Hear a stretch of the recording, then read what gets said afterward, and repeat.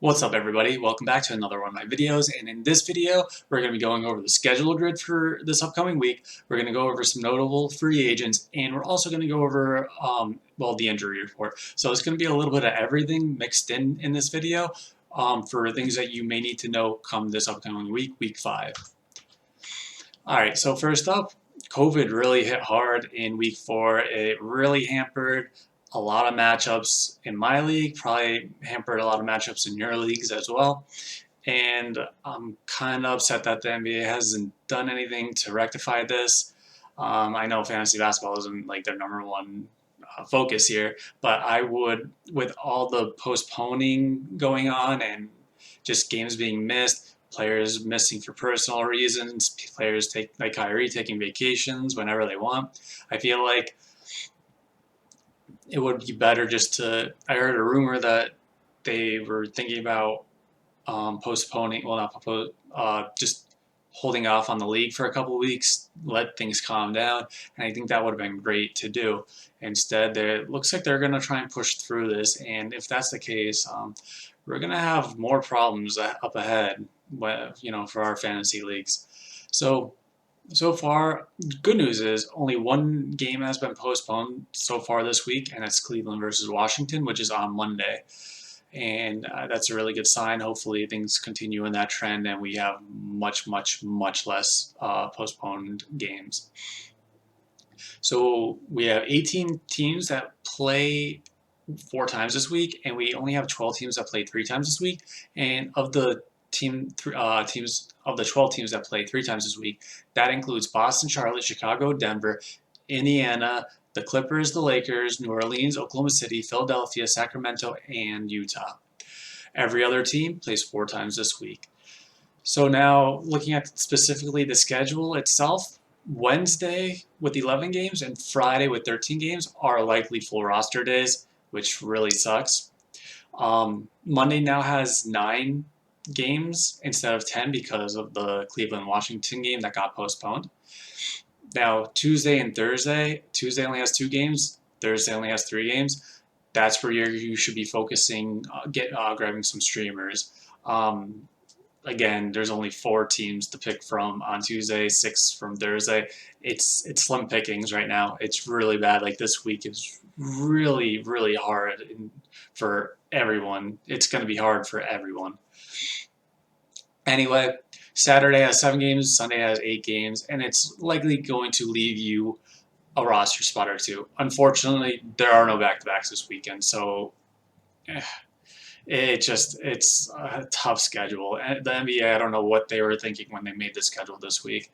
They overloaded on days way too much. All right, so I have some side notes. The Pelicans and the Jazz play. They both play on Tuesday and Thursday. So if you are going to focus streamers, focus on those teams. Try and pick up maybe. I can't think of who you could pick up on New Orleans off the top of my head. But for Utah, I really like Royce O'Neal, maybe Derek Favors, maybe Joe Ingles if he comes back in time. And then my last side note is Golden State. It has the only back-to-back Wednesday to Thursday that doesn't involve Friday. So there are some other back-to-backs for maybe Thursday, Friday. I didn't really look into it, but I definitely know there were some for Friday, Saturday. But it doesn't really matter because Friday has 13 games. You are going to be full regardless. You don't need the back-to-back streamer for Friday unless something happens where there's a bunch of postponed games. So, and again, no back-to-backs are happening this weekend. So I don't know what the schedulers were thinking for this week. It really sucks. All right. So anyway, I have a list of free agents to look at. So for more like standard leagues, free agents below 55%. That includes Duncan Robinson, Shake Milton, who's probably going to go way up. He's been killing it as of late, and Seth Curry's been out with COVID, so he's been getting the minutes. Then we have Bobby Portis, who's been playing well, getting more minutes. Enes Kanter, who you guys got to go out and pick up. In my league, there was a guy who picked him up like 2 or 3 nights before Nurkic got hurt. Really good for him. if he's available in your league, pick him up. He's going to be your a center. He's going to be roster worthy for the rest of the season, up to the very end at the very least, with Nurkic being out likely 8 weeks. Next up, we have Terrence Ross. He's starting to heat it up again, at least in his last game. He had 23 points, 3 rebounds. So the thing with Ross is when he's hot, you got to put him in your lineup. You got to go get him. When he's cold, he's useless. He's worthless. So you gotta get him when he's hot. It looks like he's about to pick it up again right about now. So something to consider, guys. Next up is Gallinari, who's only rostered in 40% of leagues. It looks like he's right around the corner from returning. So if you think he's going to get the minutes, even if you think John Collins might get traded because this is his last year on his rookie deal, if you think he is going to get traded, which would be good for Gallinari, because it would mean Gallinari would be starting. If you think something like that's going to happen, you may want to go and pick him up this week, even if it might hurt you a little bit this week. Long term, it might be beneficial. You might get a significant return on your investment if you pick him up now. Next up we have is DeAndre Jordan, who Jared Allen was just traded to Cleveland, and opens the door for Jordan. And you want, especially if you have a team that you punted free throws, you need to go get him. No ifs, ands, or buts. And if you don't, you still might have to get him because his free throws, at least as of now, the volume's not going to hurt you. So, and if nothing else, pick him up to trade him. Use him for trade bait. Let him play on your team for a couple weeks. Let others see, like, hey, he's double worthy, or maybe he's going to get like 8 points, but like 12 rebounds and a block or two, like maybe a block and a half. And you can move him after that, after people see how valuable he is. And the last person for standard leagues that I have, the last player, is Justin Holiday, who's only rostered in 20% of leagues. And I put him up here because good thing Caris LeVert got traded. He failed his physical. There's something wrong with his kidney, some kind of cyst, and he is now out indefinitely, which means Justin Holiday will be picking up those minutes with Oladipo out as well. Like he's gone to Houston now. So this should be the primary beneficiary in that big trade for the time being. All right, so in deeper leagues, which I have free agents below 25% rostered, in ESPN leagues, first up I have is Monte Morris, and I meant to remember why I have him on here. Take a look at him, guys, if nothing else. Patrick Williams, who's only rostered 19%, he's going to be up and down, pretty inconsistent all year, so I did want to put him on here. I don't want you guys to forget about him. Keep in touch with watching him because he puts up good stocks. He's going to get you over a 3, and he's at like, I think 0.8 steals and 0.9 blocks, or maybe it's vice versa. But either way, if you need some defense, he's definitely someone to consider. Next up I have is Cole Anthony. He had a very good game against the Nets yesterday. And he's only rostered in 18% of leagues. Now he's going to continue to grow. He's just a rookie. He's going to grow. He's going to figure out his role. And I like what I saw. I picked him up right when I heard Fultz went down. And he's going to kill you in the field goal percentage category. There's no doubt about that. He hasn't shot well in one game. But luckily I have Trae Young. I have others. Basically, the field goal percentage was going to be down for me anyway. If nothing else, you can pick him up and use him as trade bait after he gets a nice little hot streak going. Next up I have is Royce O'Neal at 17%. He's going to be good. He's going to be pretty good. He's going to be a solid streamer player. Next up, JaMychal Green. Now he's only rostering 11% of leagues. Now I would pick him up with the belief that Michael Porter Jr. is not going to be playing in the next game or two. So if you believe that, he's a good pickup. Especially, I believe Denver plays Tuesday and Thursday. So maybe Tuesday and Wednesday or something like that, where he's definitely going to be someone you can use for a streamer this week. Next up I have on my list is people are starting to talk about Immanuel Quickley. He's on the Knicks, and he's only rostered in 7% of leagues. Now, even a blowout against the Celtics today, he got a nice portion of minutes. And I was watching the game, and at some point he had 12 points, 6 rebounds, and it was like the beginning of the fourth quarter, so he may have even added on that. Someone to consider, guys. Jae'Sean Tate at 5%. he had a very good game his last game. I can't remember the numbers off the top of my head, but go check him out. As if Oladipo gets traded to Miami, which is something I heard, he might be a good pickup depending on what the haul Houston is, what the haul Houston gets back is. Next up, I have Gary Trent Jr. at 5%, and the reason I have him is CJ McCollum sprained his ankle, I believe.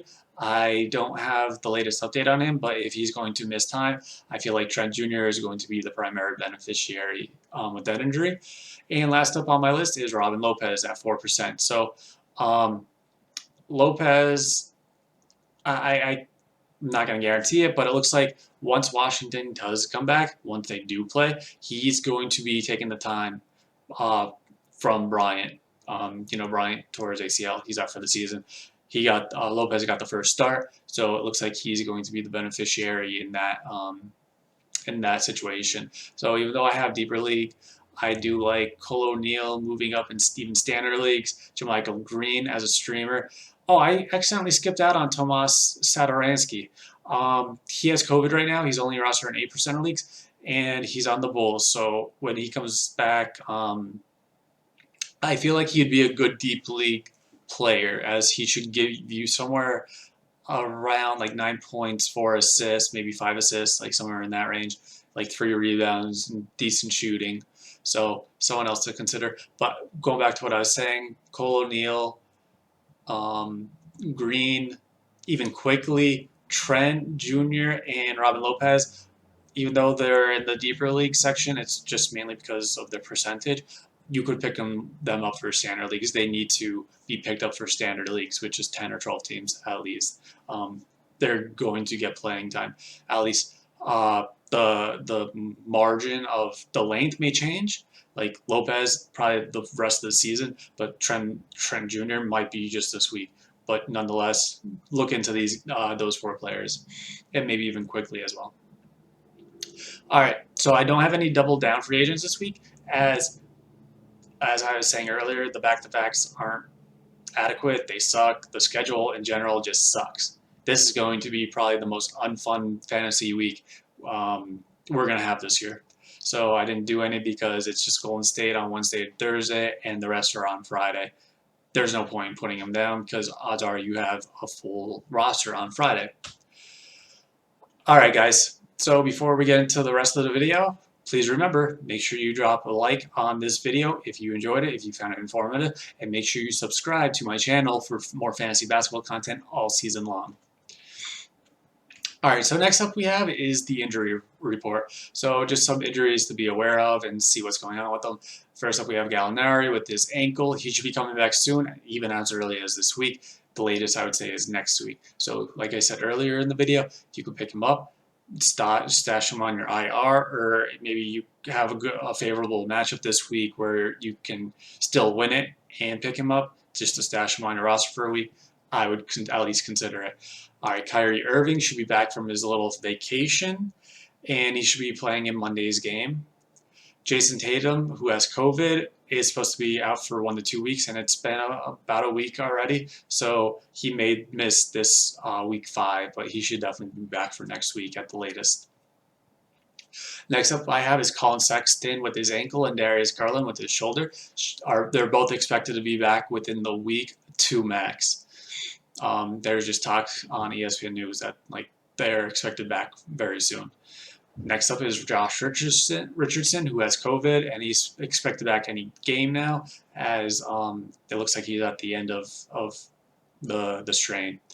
Next up is Michael Porter Jr., who also has COVID. He can rejoin Denver as soon as Friday, and it appears that he will be back on track to finally rejoin the team this week. Next up is Caris LeVert with his kidney. He's out indefinitely, a huge blow for all LeVert owners. Pick up Justin Holiday if you have LeVert, as you'll cover your ass in that regard. And excuse me, even if you don't have LeVert, if Justin Holiday is available, pick him up. He could be on who knows how long. It could be weeks before LeVert comes back, and you could utilize Holiday for the next few weeks.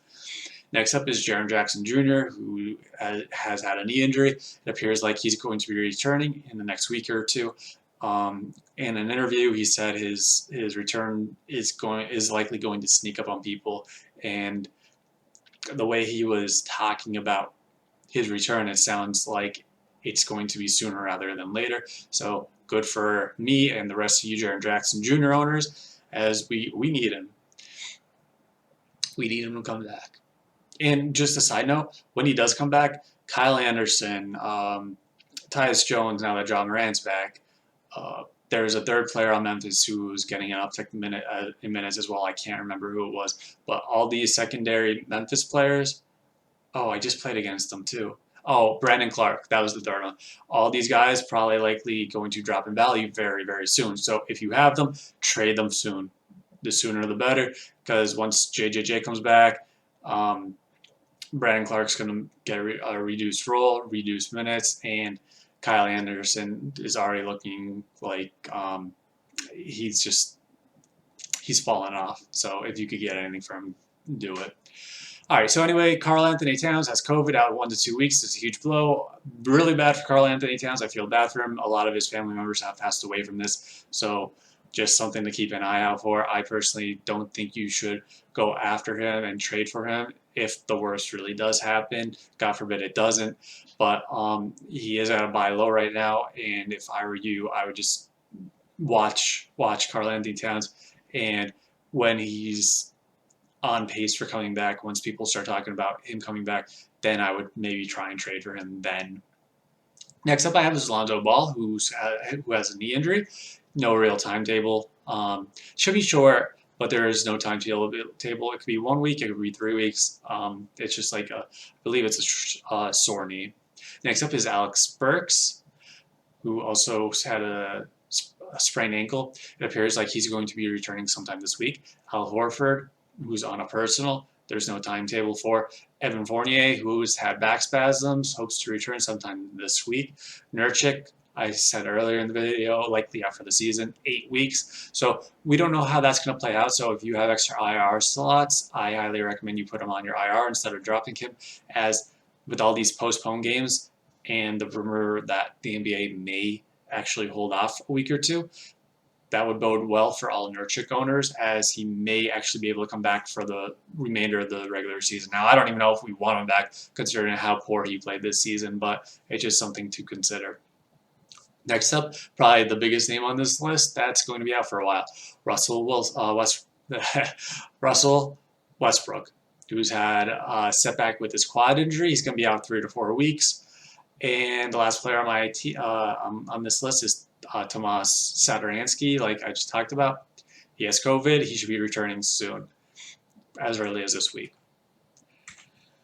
All right, guys. Again, please make sure you hit that like button if you feel like this has been an informative video for you, and make sure you subscribe to my channel for more fantasy basketball content like this video all season long. Thank you for watching. It's all I have in this video, and I'll see you in the next one.